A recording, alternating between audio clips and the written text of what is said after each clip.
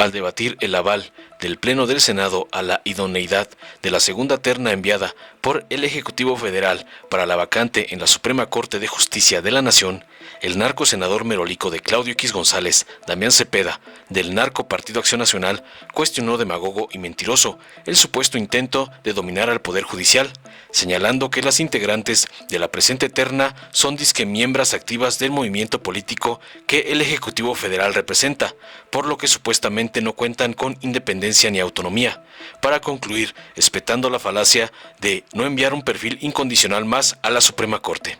Tras escuchar las barrabasadas del merolico favorito del señor X, el senador Eduardo Ramírez de Morena apuntó contundente para responderle a los macprianarcos a la facultad del Senado de realizar el presente nombramiento de manera legal, contenida en la Constitución, pidiendo actuar con responsabilidad al sentar el precedente en el Pleno. Además defendió los perfiles presentados por el presidente AMLO, aseverando que tenemos un sistema presidencialista y que si no quieren eso, vayan por una profunda reforma al Poder Judicial, para concluir aseverando tajante que el Senado debe actuar con responsabilidad y no confundir al pueblo de México con su politiquería. Veamos enseguida cómo el merolico Cepeda es despedazado por Eduardo Ramírez por atacar la terna para la corte de AMLO, como le mandan sus patrones mafiosos Narco Cortés, Alito y Claudio X González. Con su permiso, Presidenta, y el permiso de la Asamblea. Lo he dicho varias veces. En mi opinión, la facultad del Senado de nombrar a una integrante o a un integrante de la Suprema Corte de Justicia de la Nación es una de las facultades más importantes que tenemos. Hoy, en el contexto político nacional que tenemos, sin duda, a mi juicio, la más relevante. ¿Por qué digo en el contexto político nacional que tenemos?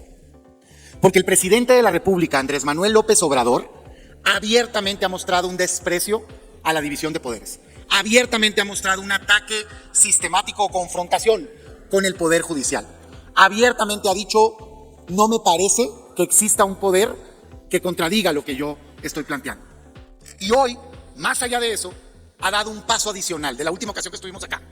Ha dicho abiertamente, no solo no quiero contrapeso en el Poder Judicial, sino que quiero desaparecer los órganos autónomos de este país. Ese es el contexto, está cantado lo que quiere hacer el presidente, y en ese contexto el presidente ha dicho, me equivoqué. El presidente ha nombrado o ha propuesto a 4 ministras y ministros en lo que lleva su periodo. 4. 1 porque sacaron con presiones a un ministro, y 3 que le correspondían.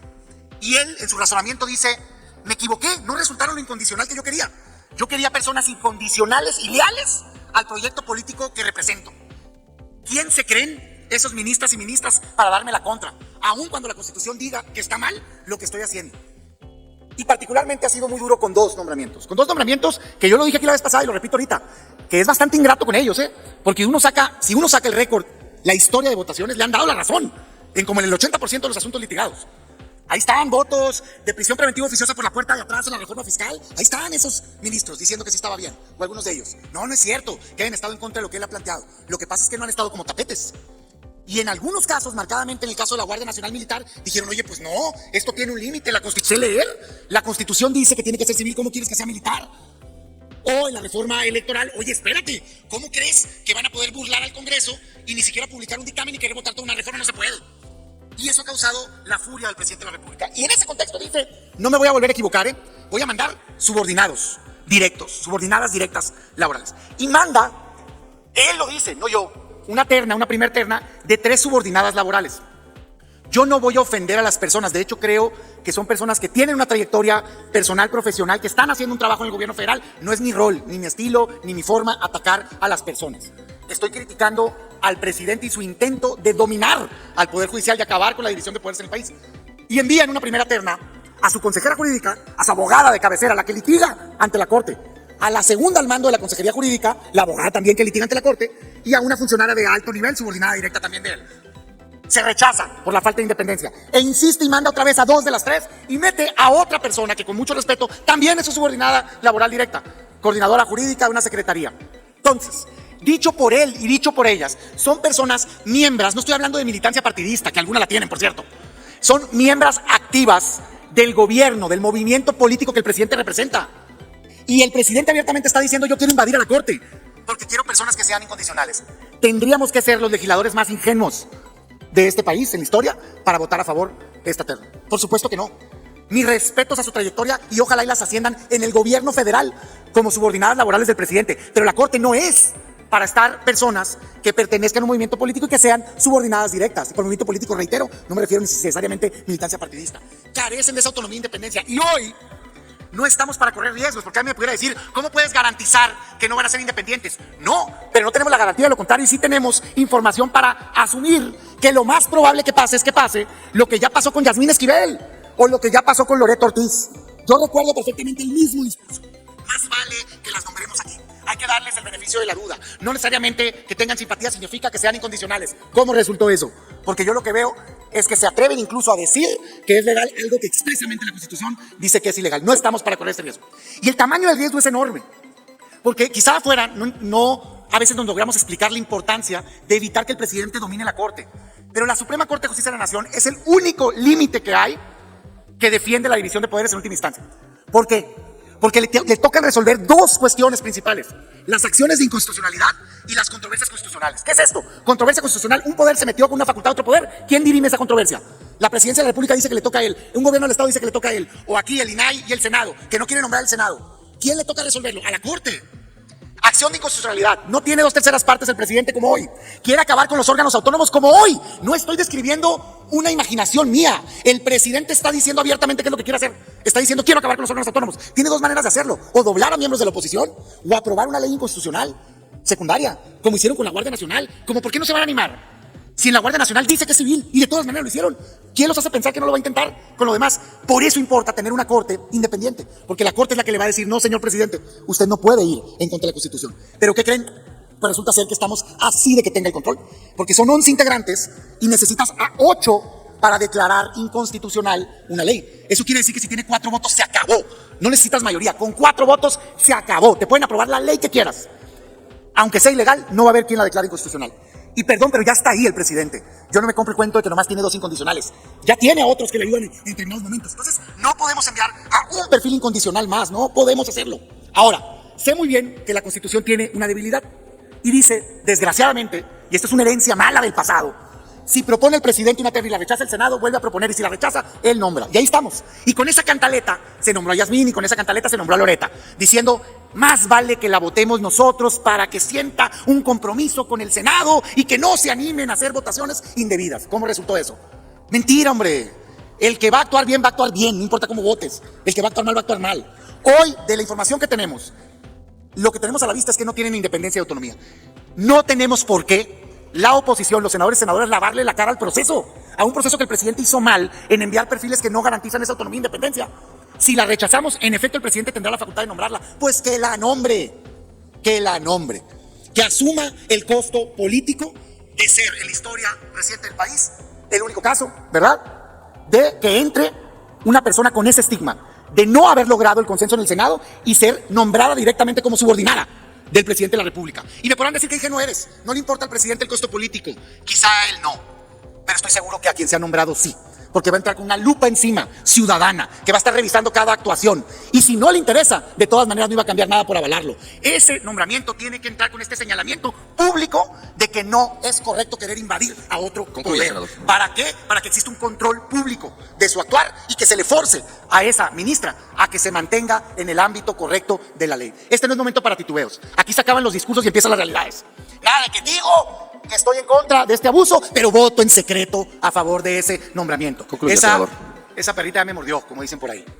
Ese cuento está muy viejo, ya lo han usado mucho. Aquí es momento de decir abiertamente si estamos a favor de defender a la Suprema Corte o si estamos plegados a los intereses del presidente Andrés Manuel López Obrador. Yo celebro que todos los partidos políticos de oposición se hayan manifestado públicamente en contra de este nombramiento. Llegó el momento de la verdad y saber de qué lado estamos. O somos o no somos defensores de la legalidad en México. No se puede decir una cosa y hacer otra. Muchas gracias. Gracias, presidente.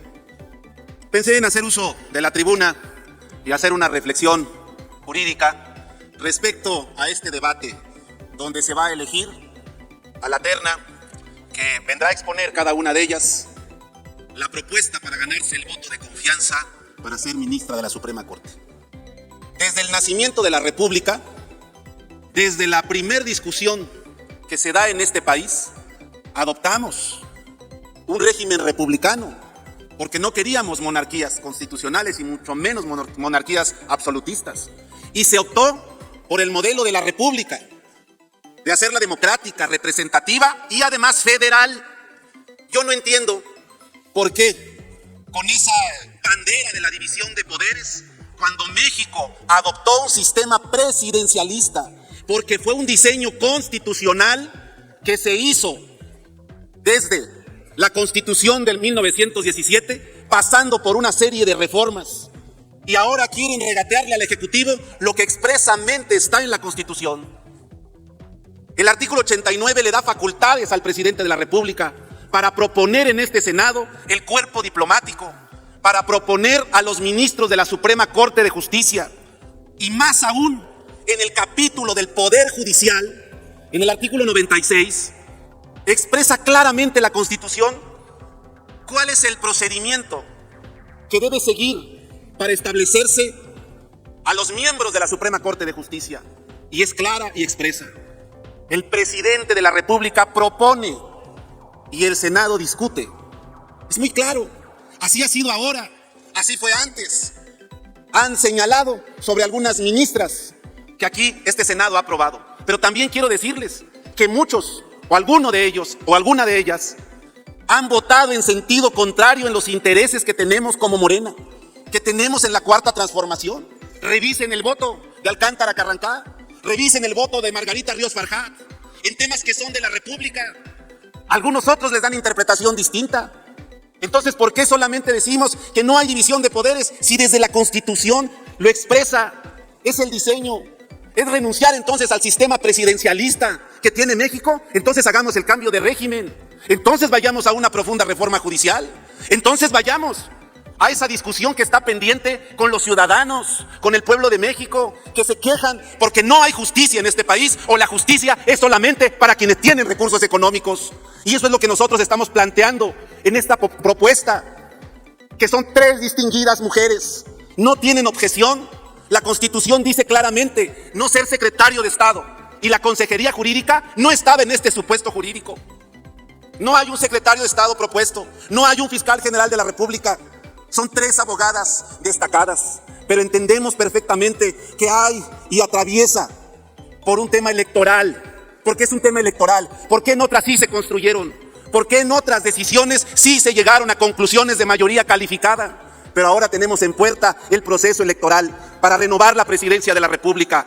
Y quieren, sí, claro que quieren minar el liderazgo de Andrés Manuel López Obrador, y desde esta tribuna les decimos que el pueblo de México nos va a asistir la razón. No vamos a comprometer ante una minoría nuestra condición de llevarnos todo o nada. Vamos a negociar, sí, con dignidad, con principios, pero no vamos a renunciar en lo que creemos. Y en lo que creemos es en este sistema presidencialista, en esta división de poderes que está exprofeso en la Carta Magna. No estamos viniendo a inventar nada. Entonces, no confundamos al pueblo de México, no confundamos que el presidente quiere poner a sus incondicionales. Así lo reza la Constitución, así lo establece las reglas. Si no les acomoda, hagamos una reforma constitucional y regresemos al anterior modelo, cuando eran las legislaturas de los estados quienes proponían, incluso a los senadores de la República. Ahí había una autonomía en la decisión. Pero bueno, como aquí todo es politiquería y quieren confundir a la opinión pública, entiendo perfectamente que el debate sale del ámbito constitucional, sale del debate jurídico, y nos vamos al debate más fácil, que es el debate de señalar al Poder Ejecutivo, de señalar a 3 compañeras y 3 grandes abogadas que tienen las credenciales y que no están en las limitaciones y en la objeción que este Senado, si se los digo, debe actuar con responsabilidad republicana. Va a ser el primer precedente que van a sentar para los años que vengan.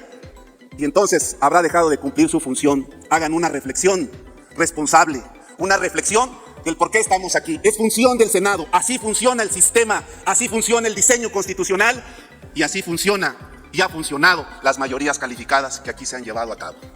Pero estoy cierto que a lo mejor en los próximos minutos van a ir a votar como se los digan sus líderes de los grupos parlamentarios. Es válido, pero no es política ni republicanamente correcto. Es cuanto, presidente. Dale en me gusta, suscríbete, activa la campanita y compártelo para que más gente lo vea.